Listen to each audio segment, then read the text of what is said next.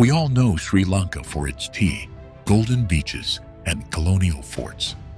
But this island also hides a 2,000-year-old rock fortress whose mirror wall preserves ancient graffiti and a sacred mountain, revered by Buddhists, Hindus, Muslims, and Christians for a single mysterious footprint.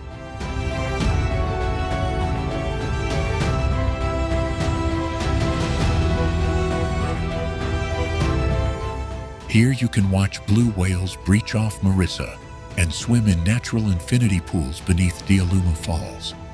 Stay with me as we move from misty tea hills and the misty Nine Arches Bridge to ancient temples, secret surfing bays, and coastal forts that most travelers never find.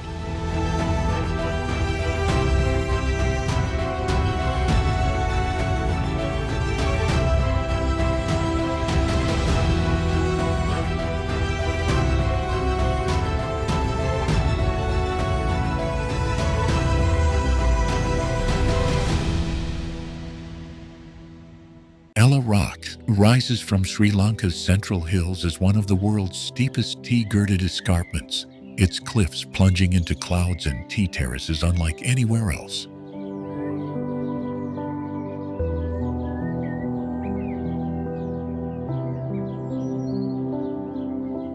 Do you know Yala Rock hides an ancient, near-vertical monolithic backbone that channels mist into microclimates, supporting orchids found nowhere else in Sri Lanka?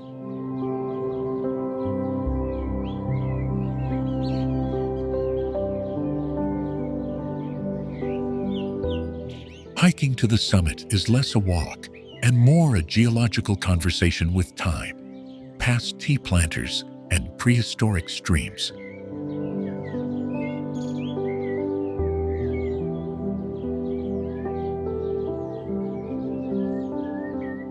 The path threads through cloud forest that muffles sound and amplifies bird calls, where endemic purple-faced langurs occasionally swing above the trail.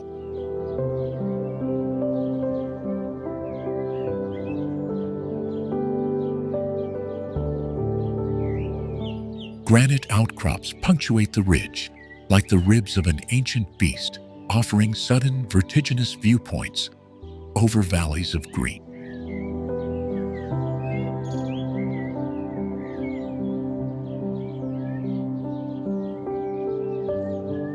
From those stones, you can see Ella's train like a thread stitching tunnels and viaducts into the landscape, hinting at the island's colonial age.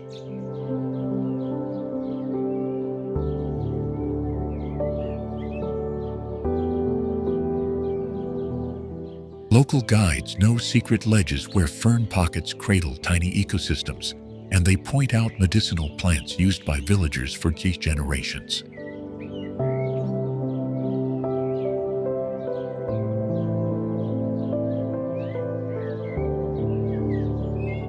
At dawn, the summit turns gold, and the air tastes faintly of tea and rain, a sensory map of Sri Lanka's hill country.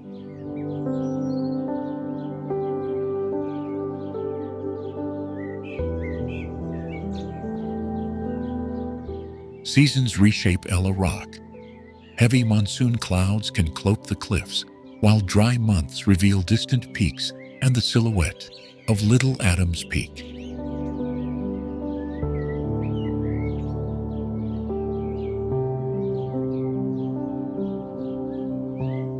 That proximity creates a natural itinerary. Climbers often descend toward the gentle slopes of Little Adams Peak for a contrasting panorama.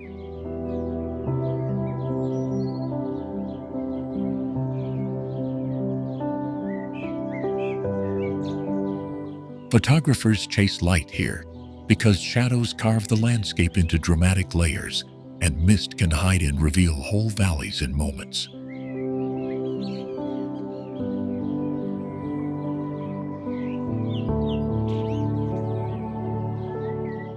Tea pluckers on the terraces greet passers-by, and small stalls offer freshly brewed Ceylon tea that tastes of altitude and sun.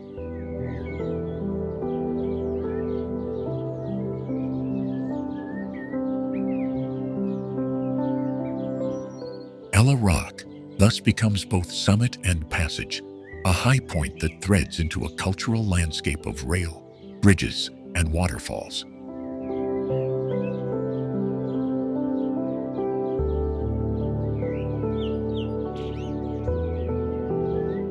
Understanding Yala Rock is not just reaching its peak, but following the trail as it connects nature and heritage across Sri Lanka's central highlands.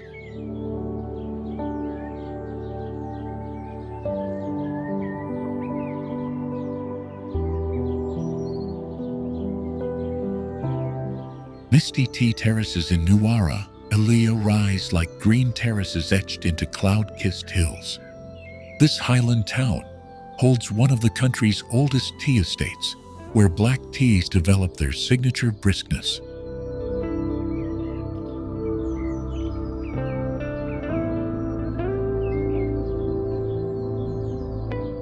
Early morning pluckers move in synchronized rows, fingers stained with the season's harvest. Their rhythm shapes the flavor that travels from leaf to cup across continents.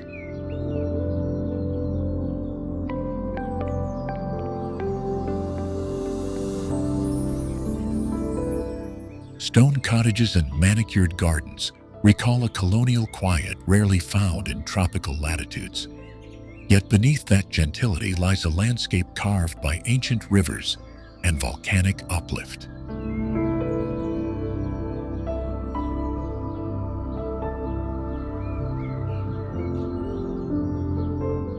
Gregory Lake mirrors the sky and invites slow boat rides framed by eucalyptus and camellia. Nearby, Victoria Park bursts with color when orchid blooms refuse the cold.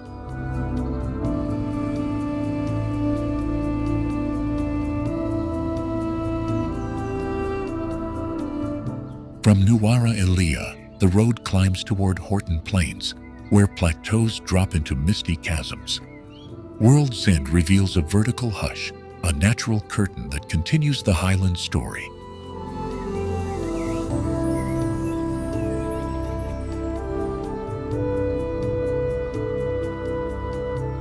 Tea factory tours demystify with steaming, withering troughs and wooden rolling machines. A single cup here is a condensed history of climate, soil, and human labor.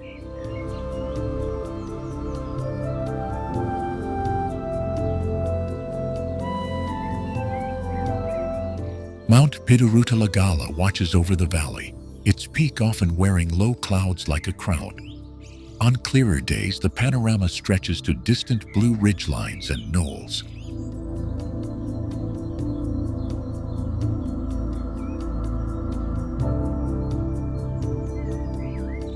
Local markets trade fragrant spicy fosses and fresh temperate vegetables that surprise visitors expecting tropical fare. Fresh strawberries ripen in beds sheltered from heat, sold under tarpaulins next to hand-rolled tea.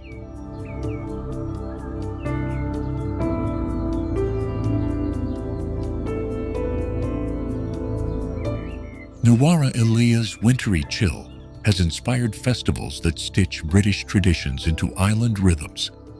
Yet every procession and picnic folds back into the landscape, driven by seasons and soil.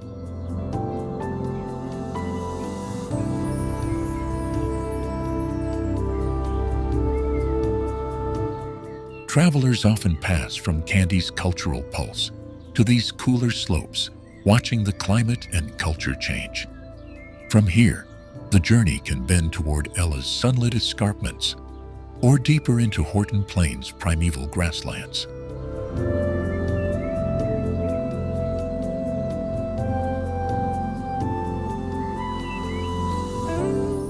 Seasonal mists lift to reveal colonial hotels where travelers pause, steaming mugs in hand, watching tea gardens spread like a living map. Those who linger find that every narrow lane and farm track is a route into the island's layered history and enduring natural beauty.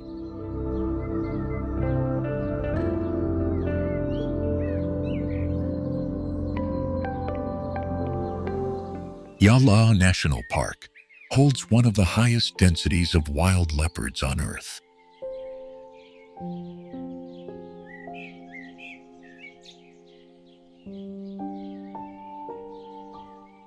Do you know Yala's leopards sometimes hunt in midday heat, a behavior driven by the park's unique mix of open plains, scrub, and tidal pools?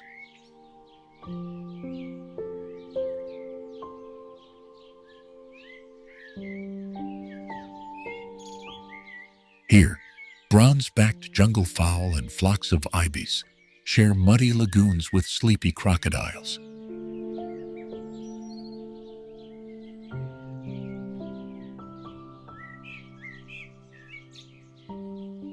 Elephants wander ancient elephant corridors that cross archaeological ruins, reminding visitors that wilderness and history have coexisted here for millennia.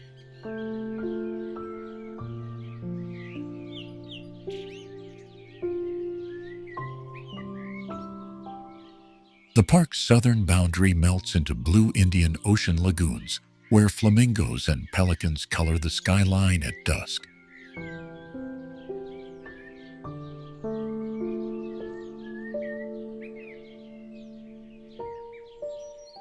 Monsoon rhythms control the landscape, turning scrub into temporary wetlands that attract an astonishing array of migratory birds.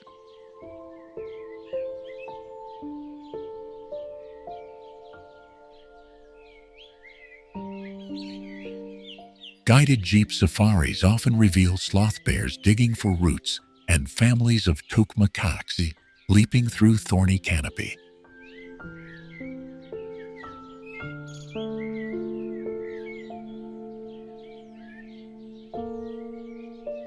Yet it is the leopard, silent, patient, and patterned like dappled bark, that shapes most of the stories told by the guides.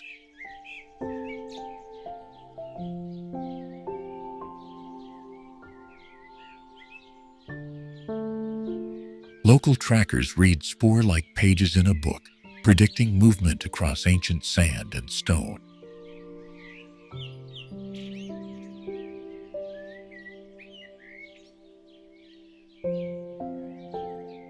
Their knowledge links human memory to the land, tracing routes that animals have used long before roads were built.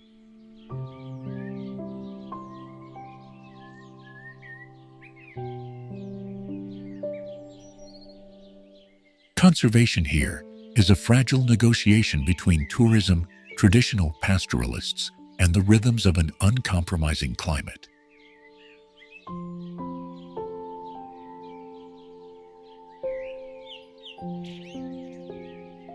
Photographers learn patience here because the most unforgettable moments are born from restraint and respect for the animal's space.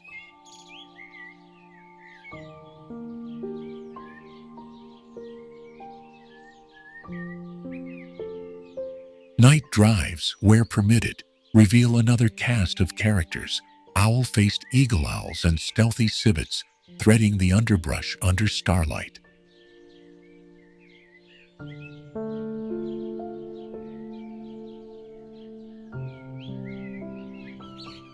So when you leave Yala, you carry with you not only photographs, but a long list of questions about how to preserve such extraordinary pockets of life.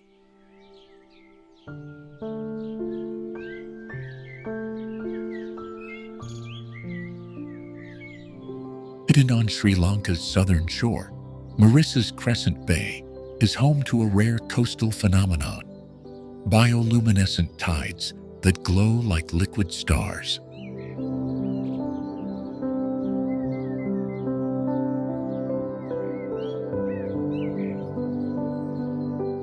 Do you know Mirissa Beach hosts one of the rarest whale-watching windows on Earth, where blue and sperm whales pass astonishingly close to shore?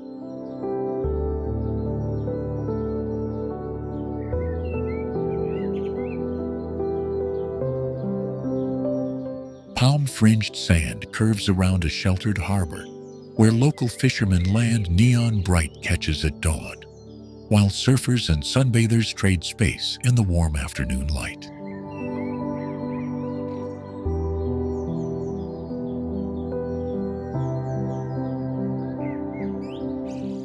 Small wooden boats launch before sunrise, and within an hour, the horizon can bloom with spouts and tails, creating a living migration corridor that links Mirissa directly to the open ocean.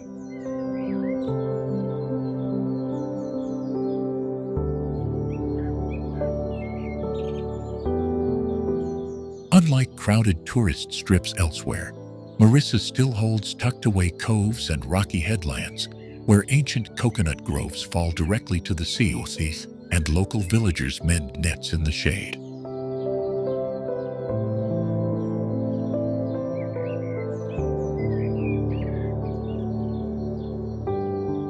Follow the shoreline east, and you'll find how this seaside calm leads naturally toward Galle's fortified coastline, connecting beach culture to colonial history along one continuous ribbon of coast.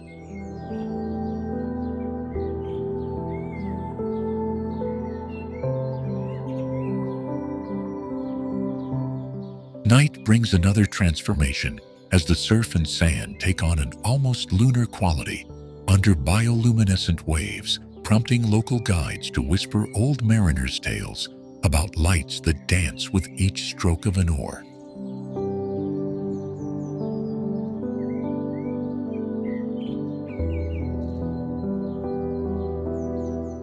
Kayaks glide through glowing water, while nearby cafes clean fresh-caught tuna and grill it over coconut husks, a culinary thread tying natural spectacle to everyday life and local ritual.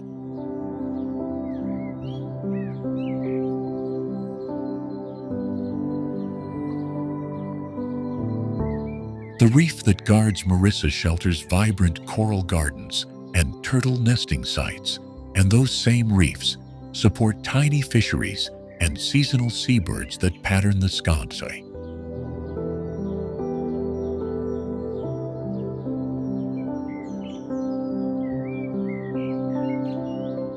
Conservation volunteers patrol the beach to protect nests and teach visitors how a single misplaced flashlight or footprint can alter the fragile chain of life beneath the sand.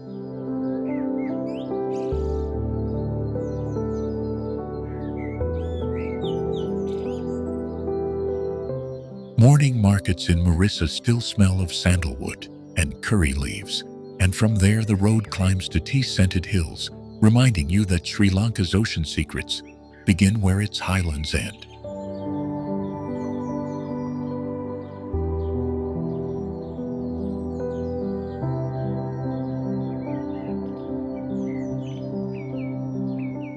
You'll leave Mirissa not just with sunburn or a photograph, but with an unshakable sense that this small bay quietly preserves some of the island's most miraculous living threads.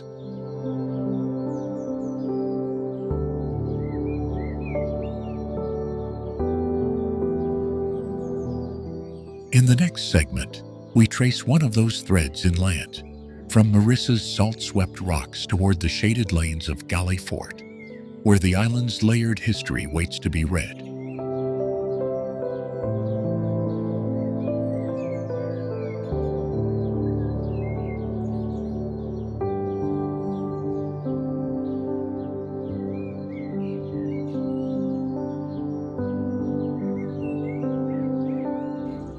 Along the northwestern edge of the island, the Jaffna Peninsula shelters one of the world's most concentrated seagrass meadows, feeding rare dugongs and nesting turtles.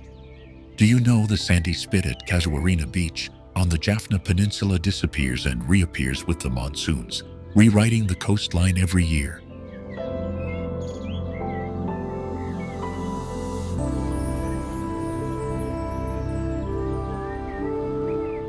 Casuarina's pale sands run into shallow turquoise shallows, where emerald seagrass carpets ripple beneath transparent tides.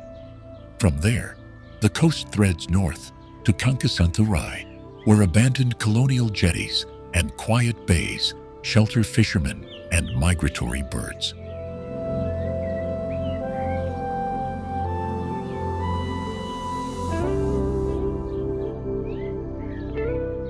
Kankasantharai's shoreline folds into a mosaic of salt pans and tidal flats that, at low tide, reveal living carpets of mudskippers and crustaceans. These intertidal flats lead across the water to Delft Island, a flat fossil coral outcrop littered with wild ponies and ancient baobabs left by Portuguese sailors.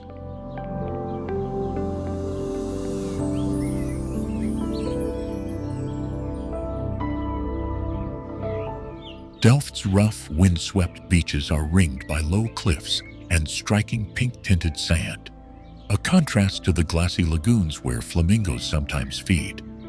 A short ferry ride brings you to Nainativu, where temple-topped islets punctuate the horizon, and fishermen mend nets on stone beaches.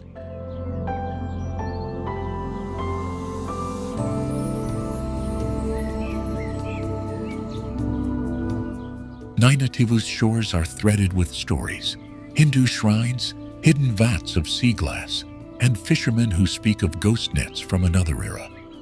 From Nainativu, the coastline curves back toward Tirimalai, where a freshwater spring meets the sea, and small coves cradle ancient bathing pools.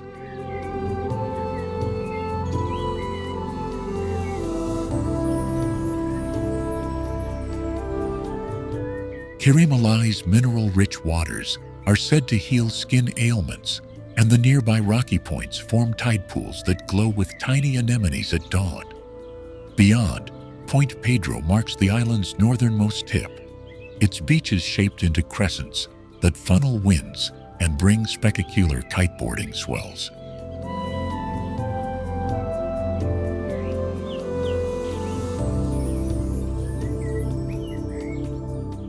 Along this sequence, the beaches connect. Sandbars spin off during high tide. Lagoons refill with life, and fishermen follow seasonal currents from one cove to the next. Walk any stretch, and you'll see remnants of empire. Dutch fort fragments, rusted anchors, and the bleached ribs of shipwrecks half buried in sand.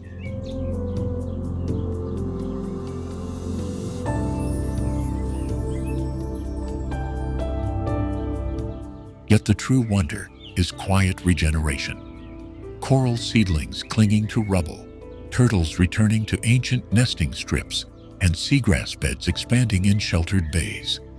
Local communities keep these shores alive with small-scale fish markets and nighttime turtle patrols that link one beach to another in a living chain.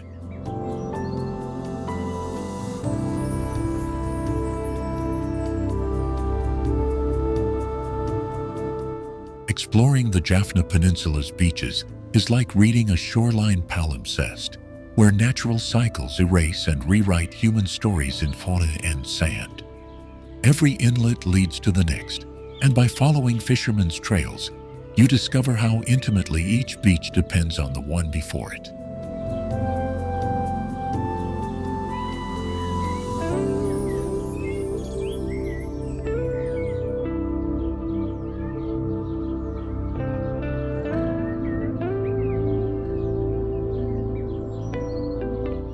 Arugam Bay's crescent-shaped bay produces some of the longest right-hand surf breaks in the world.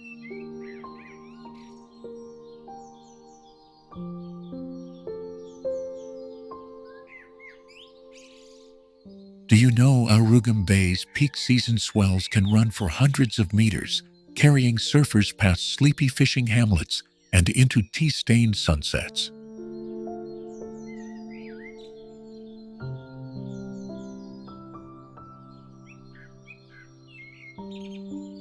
Beyond the surf, the bay is a mosaic of mangroves, lagoons, and grassy dunes that cradle migrating birds and shy water buffalo.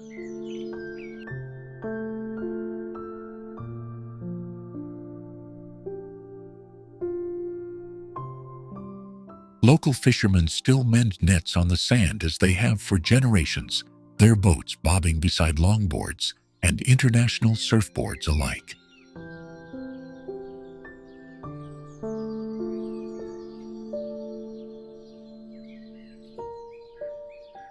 At dawn, the light sketches the silhouette of Peanut Farm and Whiskey Point, two named breaks that link into a single day, of endless rides for experienced surfers.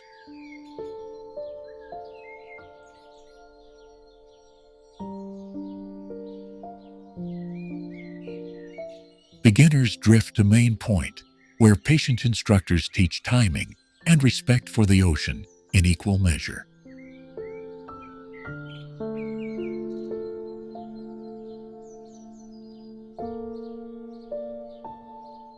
From the bay's edges, narrow roads lead inland to the lagoon of Patuville, where crocodiles and migratory storks share tidal flats with fishermen in pirogues.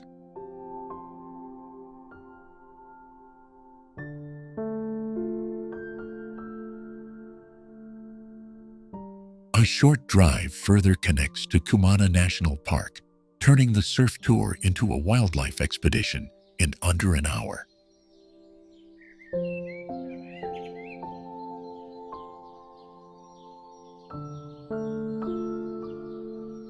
Arugam Bay's culinary scene is a surprising tapestry.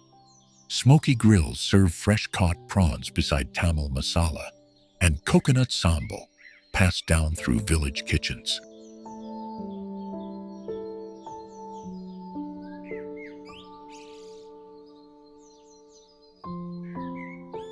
Night markets pulse with laughter and the clatter of plates, a communal end to days spent under tropical sun and salt.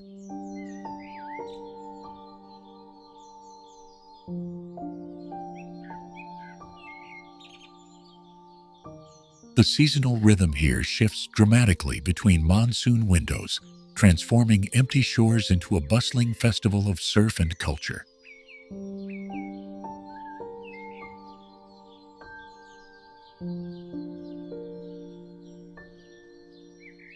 Local festivals blend Buddhist and Muslim traditions, reflecting the bay's role as a crossroads between coastal communities.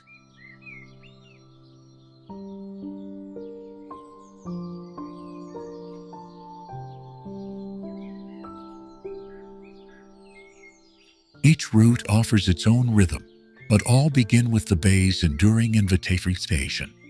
Surf the long right, then follow the bird calls inland.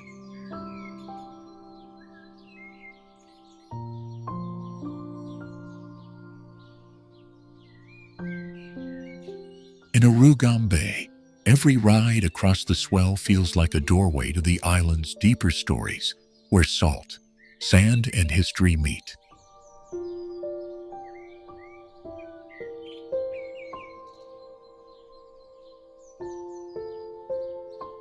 Stay a little longer, and you'll find the bay is not just a destination for surfers, it's a living link to Sri Lanka's coastal soul.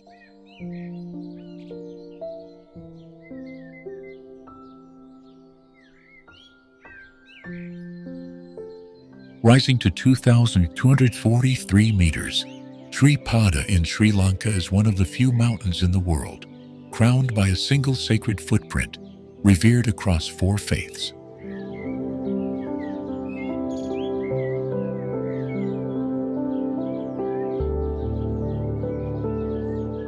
Do you know Sri Pada, also called Adam's Peak, creates a perfect triangular shadow at sunrise that seems to slice the sky and has baffled pilgrims and scientists alike.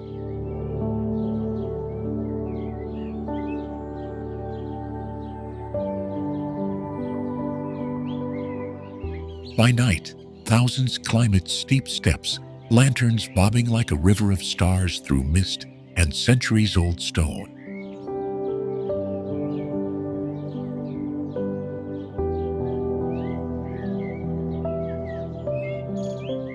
At the summit, a shallow indentation in the rock is claimed by Buddhists as the Buddha's footprint, by Hindus as Shiva's, and by others as the mark of Adam or St. Thomas, each faith layering its own story onto the same stone.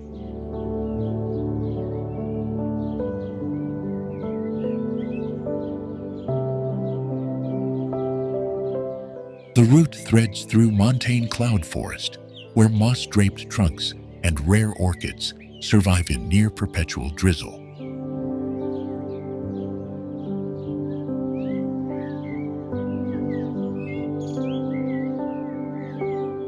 Hidden amphibians and birds live in this wet canopy, making Sri Pada not just a spiritual high point, but a living archive of Sri Lanka's central highlands.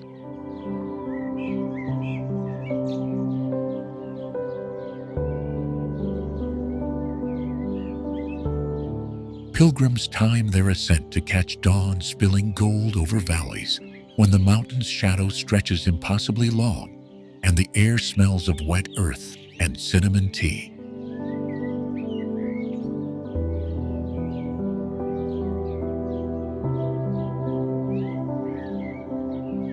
Local villagers have tended the path for generations, and small tea stalls and shrines mark rhythm points on the climb, turning a strenuous pilgrimage into a tapestry of human stories.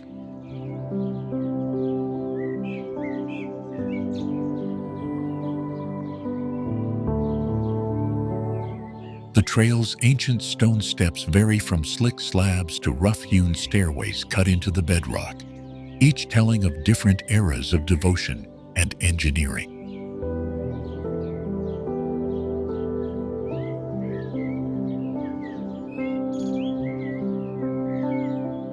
On festival nights, the summit overflows with chanting, quiet prayer, and the clatter of teacups, a communion of belief atop a small rocky shelf that strangers worldwide seek.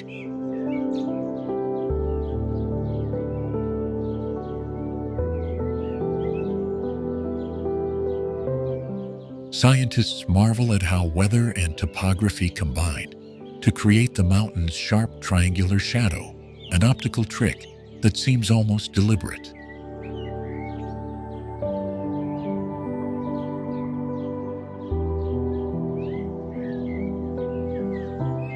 The mountain doesn't just end at the summit. It hands you down into valleys where colonial estates, waterfalls, and wildlife wait, connecting sacred pilgrimage to living countryside.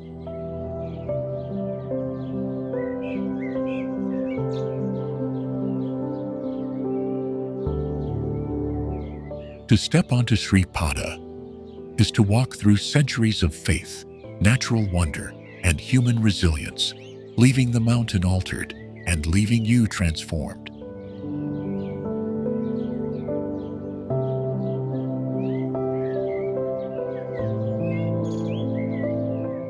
And though the summit is a single point on the map, its stories ripple outward, drawing travelers onward to the hidden corners of this island nation.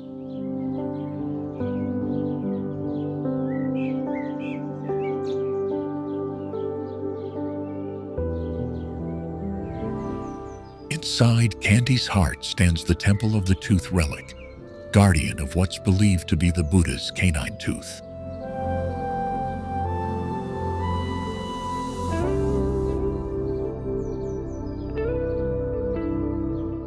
Enshrined within an ornate gold-plated chamber, the relic has shaped Sri Lanka's politics, religion, and identity for centuries.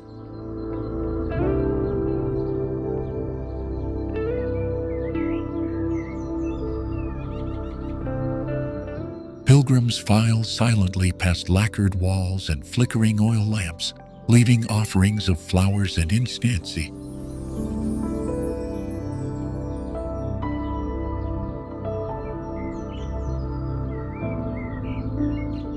Monks perform the puja with precise, rhythmic chants that have echoed here since medieval kings protected the relic.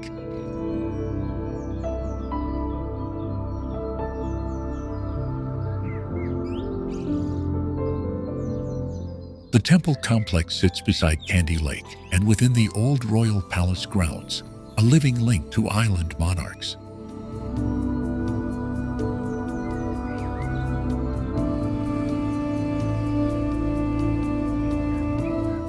Its carved wooden roofs, stone frescoes, and gem-studded casket reveal layers of Kandyan artistry and colonial-era encounters.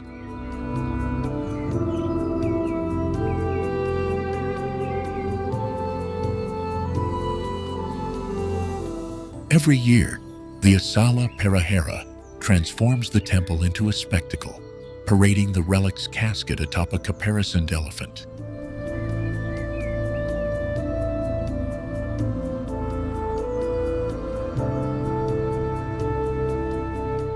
Dancers, drummers, and torchbearers carry centuries of tradition through the streets, blending devotion with theatrical brilliance.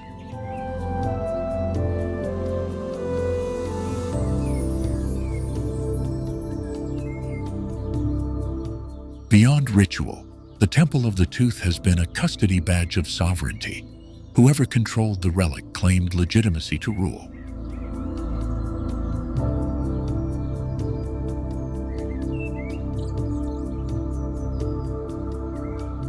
That history of power, protection, and pilgrimage gives the precinct an intensity unlike any other sacred site on the island.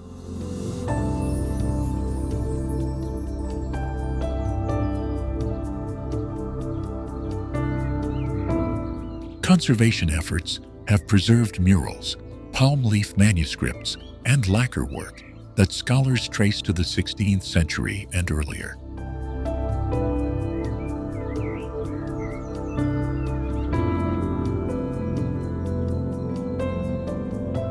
Visitors can witness daily ceremonies and special alms rituals, sensing how faith is woven into everyday life in Kandy.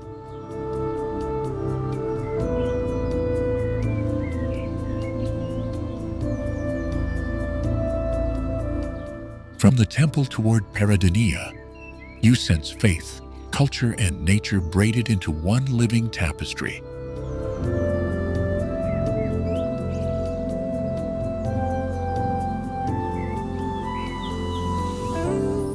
Next, we slip into shaded orchid houses where plant hunters' tales and royal botanical lore await.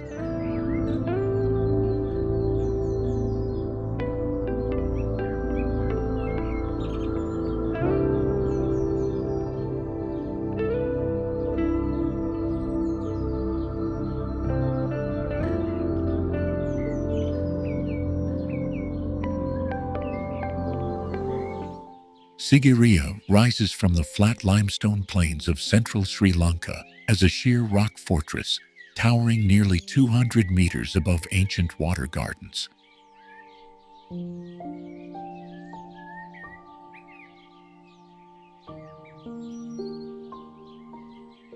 Do you know Sigiriya's designers engineered an intricate hydraulic system of pools, fountains, and canals that still channels water from the summit down into the surrounding gardens?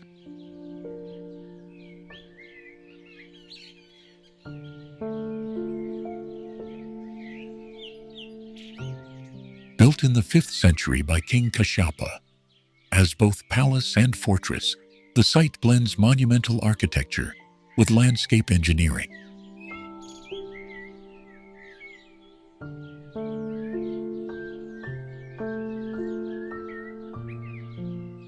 Climbing the spiral of steps reveals painted frescoes tucked into sheltered galleries, some preserved in astonishing color after 15 centuries.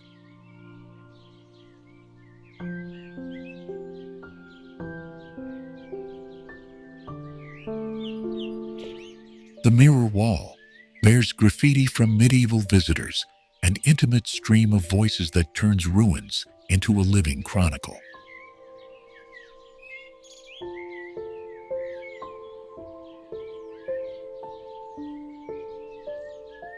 On the plateau above, foundations trace the footprint of palatial courts, terraces, and the remains of a citadel that governed the plains below.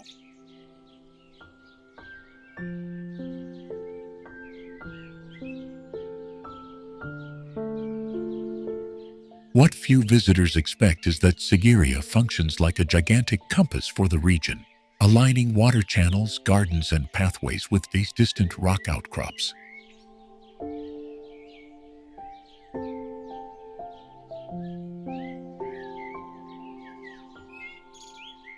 Archaeologists now believe those sightlines connected Sigiriya to a string of sacred and strategic sites, nudging travelers toward Dambula's cave temples and the ancient reservoir systems.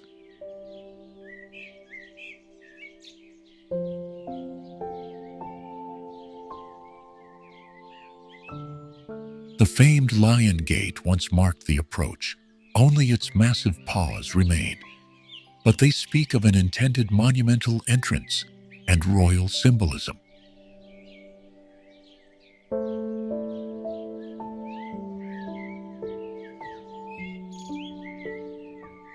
Step by step, the climb compresses time.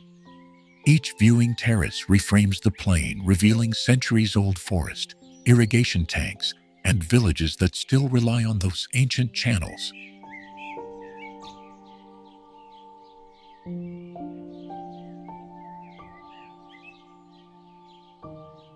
At the summit, worn stone floors and the ghost of a thrown plateau invite a quiet reckoning with ambition, art, and the transience of power.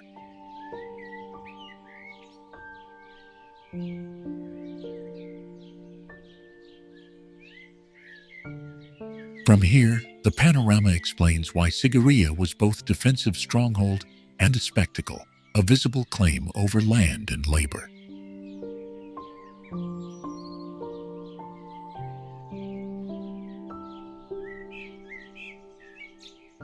Beyond its history, Sigiriya is an ecological pocket where endemic birds and rare orchids find microhabitats on cliff ledges and moist gullies.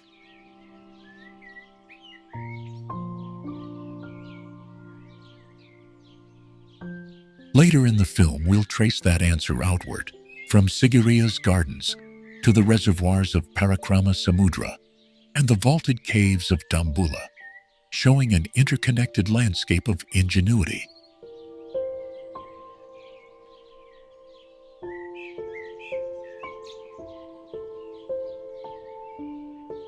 But for now, pause on this rock, a singular monument that holds stories of rebellion, artistry, and engineering beneath its sun-baked stones.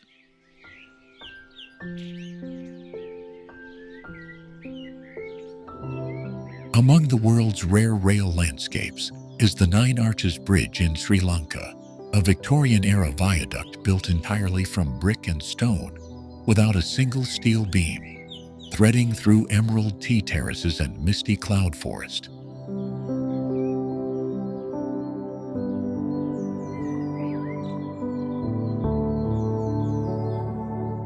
Do you know the Nine Arches Bridge was constructed by local artisans in the 1920s and sits on a natural horseshoe bend where the track loops, so trains pass over themselves?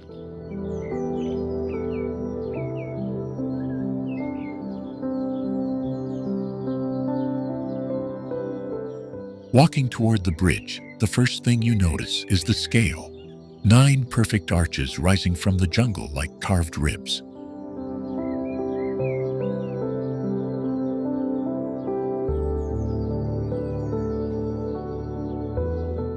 Moss and lichen soften the masonry, while stray tea bushes push through the mortar, linking human craft to the living landscape.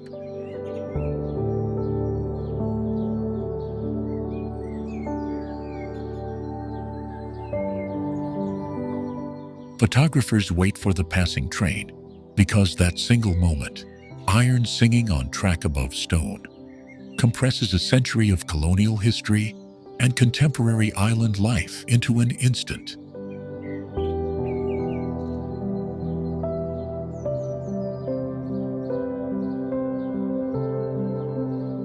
Locals still tell stories of engineers who used simple pulleys and sheer ingenuity to sink each foundation into a slippery hillside.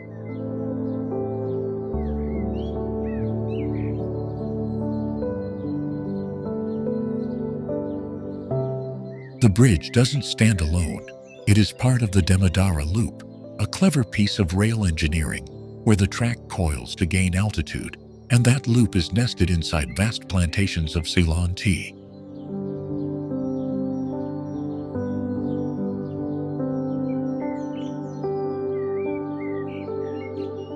From the bridge, you can step along narrow footpaths toward Ella Town or hike uphill to Little Adams Peak for a panoramic view that stitches the bridge into a wider tapestry of ridges and valleys.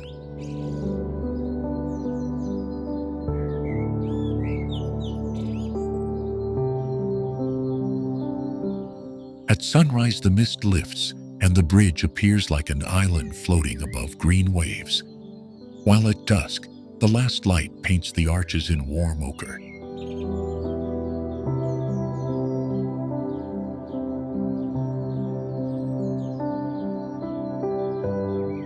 There is a nearly whispered ritual here. Train drivers will often sound their horns softly, and onlookers, tea pickers, students, tourists, pause as if acknowledging something older than their daily lives.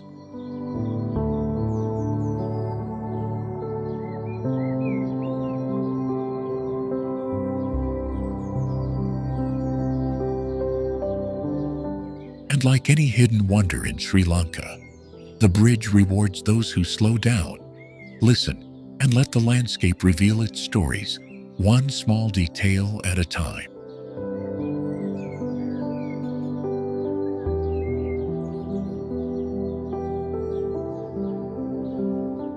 Even during the busiest hours, there's a hush as the bridge commands attention, insisting that every journey has a moment to pause and remember.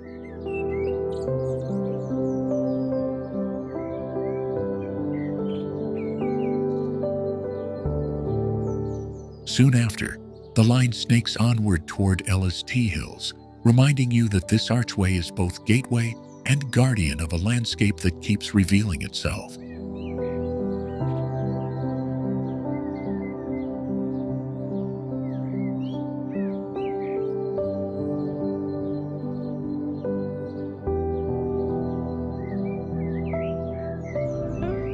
From the palm-fringed southern coast where coral gardens lap against ancient ramparts, Sri Lanka's Galle Fort stands as one of the few living European forts still inhabited today.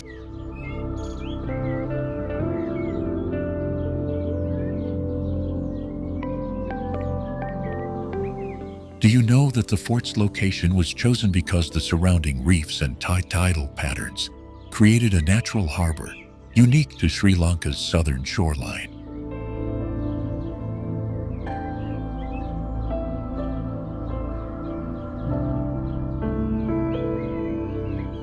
Walk its weathered ramparts, and you encounter centuries of collision between Portuguese, Dutch, and British plans, and the rhythms of Indian Ocean trade.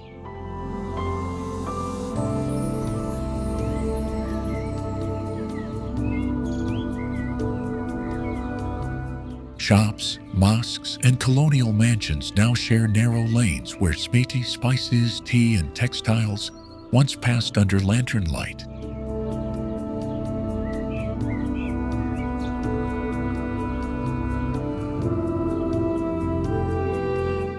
The fort's lighthouse watches over waifs that carry whale songs from nearby waters and fishermen who still use centuries-old knowledge of the sea.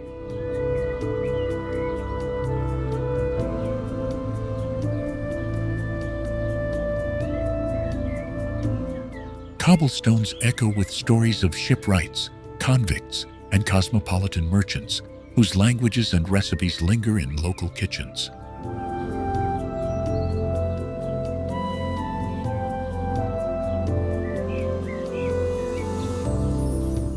Strolling from rampart to rampart, the transition to the old Dutch hospital is seamless, bridging history and present-day Mayfi.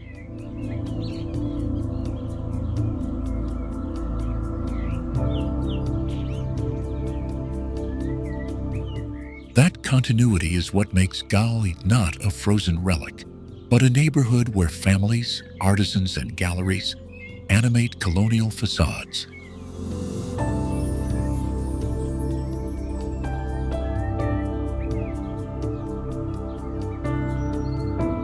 From the fort's cafes, you can trace the coastline toward Unawatuna and Mirissa, where surf and sand taught sailors and traders the roots that fueled Galle's prosperity.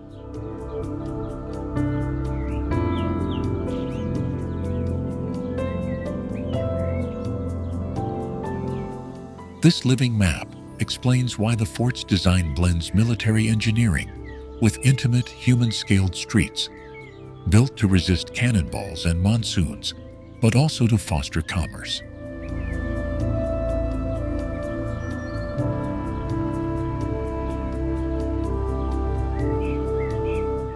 Every doorway offers a small revelation: hand-carved wooden verandas, faded Dutch plaques, Tamil and Sinhala shop signs coexisting above sea-salted thresholds.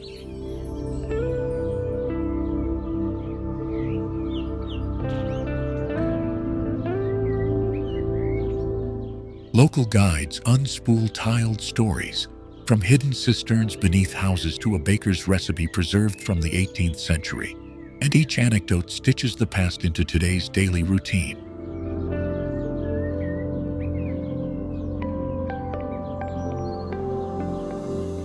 Leaving the fort, the sound of the ocean pulls you toward nearby coves, promising that the next chapter of Sri Lanka's southern coast is always within sight.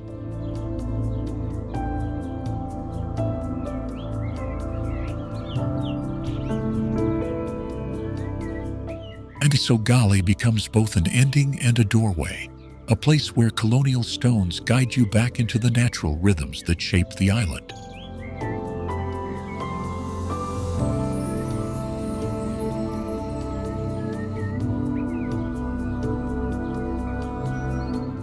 Diyaluma Falls plunges 220 meters in a single drop, making it Sri Lanka's second highest waterfall and one of the tallest horsetail falls in the world. Do you know Diyaluma's cascade forms natural infinity pools on the plateau, where villagers and brave visitors swim above an endless valley?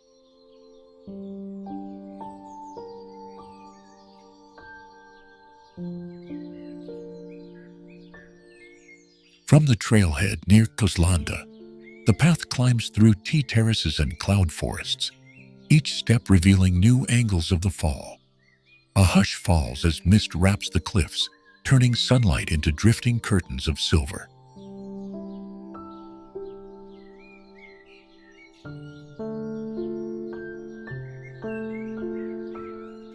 At the top, shallow basins carved by centuries of flowing water create quiet pools that mirror the sky and the ragged cliff edges.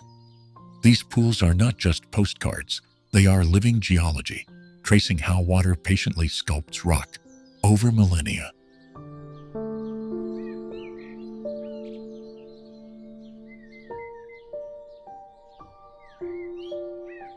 Local folklore says the name Diyaluma means liquid light, and stories tie the falls to lovers and promises broken and kept. Those myths give the place an intimate human pulse, linking ancient voices to the tumble of water today.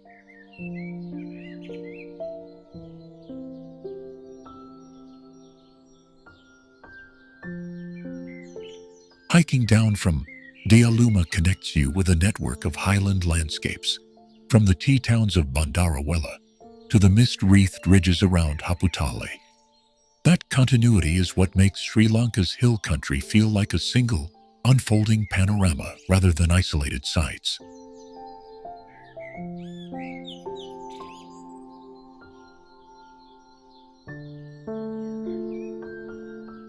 Photographers race the fog to capture the fall's ribbon as it slices a green amphitheater, while local guides point out rare orchids and birdsong, dripping leaves, and the constant roar of water make every pause on the trail a sensory map of the island's biodiversity.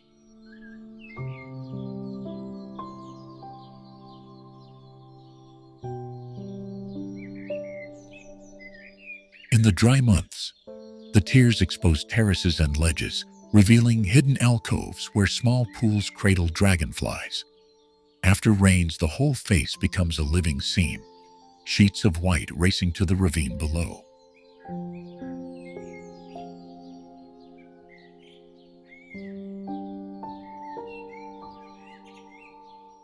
For travelers moving onward, the route to Ella passes through the same contours of tea and cloud, making the falls a climatic midpoint between highland towns.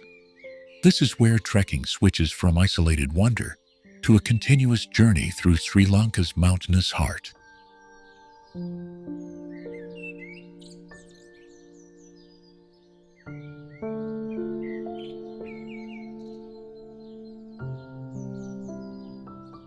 Follow the downstream trails, and you'll meet village life, watermills, and paths that lead to lesser-known waterfalls cascading into quiet gorges. Each step away from Diyaluma keeps the story moving, linking waterfalls, tea estates, and mountain roads into an unbroken highland narrative.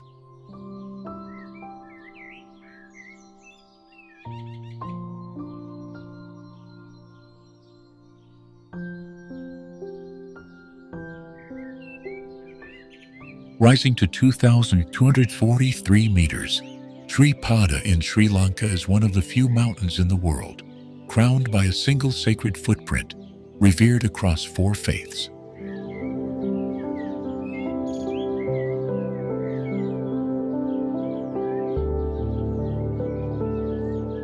Do you know Sri Pada, also called Adam's Peak, creates a perfect triangular shadow at sunrise that seems to slice the sky and has baffled pilgrims and scientists alike.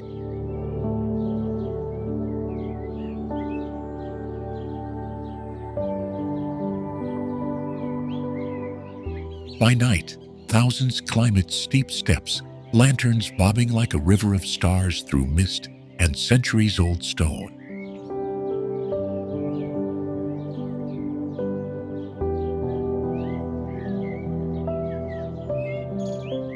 At the summit, a shallow indentation in the rock is claimed by Buddhists as the Buddha's footprint, by Hindus as Shiva's, and by others as the mark of Adam or St. Thomas, each faith layering its own story onto the same stone.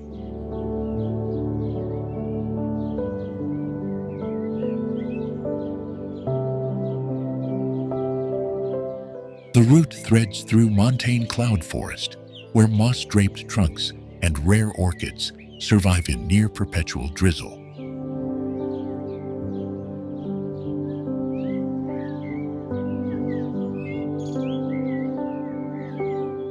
Hidden amphibians and birds live in this wet canopy, making Sri Pada not just a spiritual high point, but a living archive of Sri Lanka's central highlands.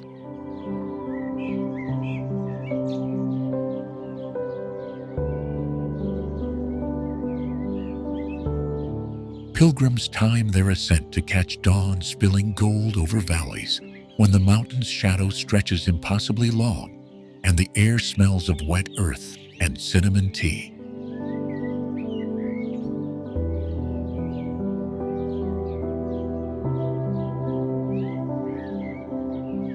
Local villagers have tended the path for generations, and small tea stalls and shrines mark rhythm points on the climb, turning a strenuous pilgrimage into a tapestry of human stories.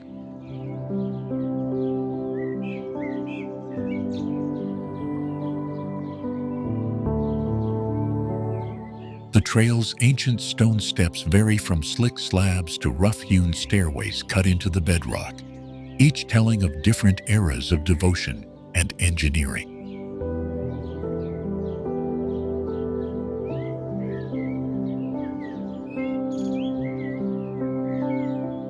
On festival nights, the summit overflows with chanting, quiet prayer, and the clatter of teacups, a communion of belief atop a small rocky shelf that strangers worldwide seek.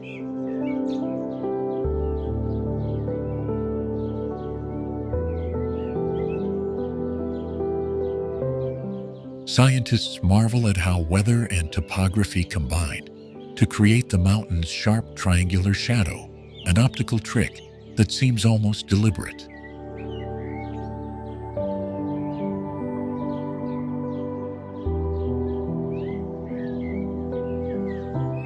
The mountain doesn't just end at the summit. It hands you down into valleys where colonial estates, waterfalls, and wildlife wait, connecting sacred pilgrimage to living countryside.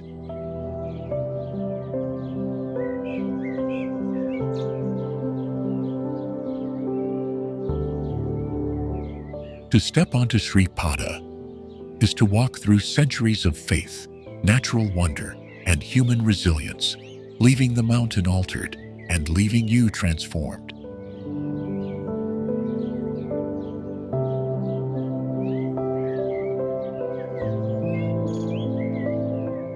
And though the summit is a single point on the map, its stories ripple outward, drawing travelers onward to the hidden corners of this island nation.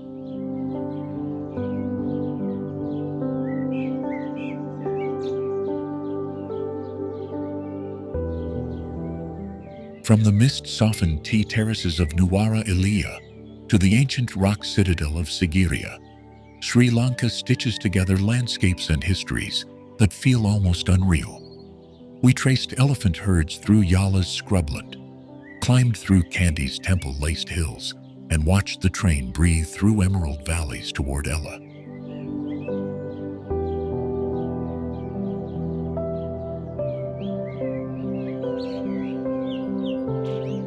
We tasted salted winds in Mirissa, where whales surfaced like living myths, and wandered the ramparts of Galle, where Dutch bricks hold stories of centuries. Every place here is a hinge that opens into another unexpected secret. Each village, reef, and ruin folding into the next like chapters in an ancient book.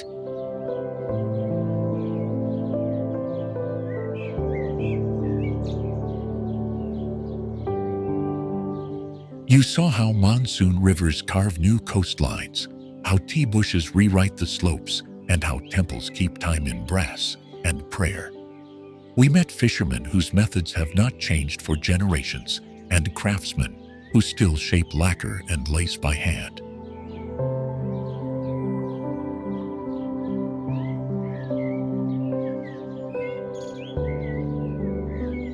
Beyond the postcard scenes, Sri Lanka is a place where biodiversity and culture converge in startling ways, where leopards share space with fisherfolk and coral gardens guard colonial forts.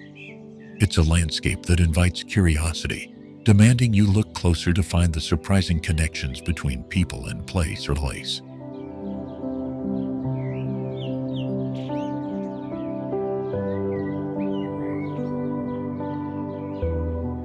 If this journey taught us anything, it's that the island resists quick definitions. Every path you take reveals another layer to explore. So when you leave, the map still feels unfinished. And that is the truest invitation Sri Lanka offers. Return and discover what you missed.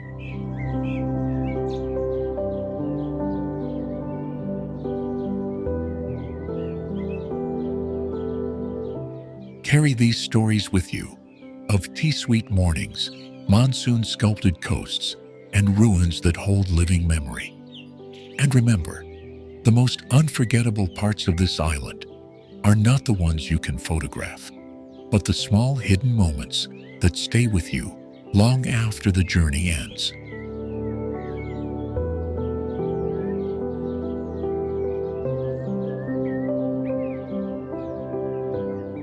So take your time building that map of memories, because Sri Lanka reveals itself slowly, like a story told on a slow train ride. And when you return, you will find new secrets waiting in fields, temples, and the shallow reefs that glow with life.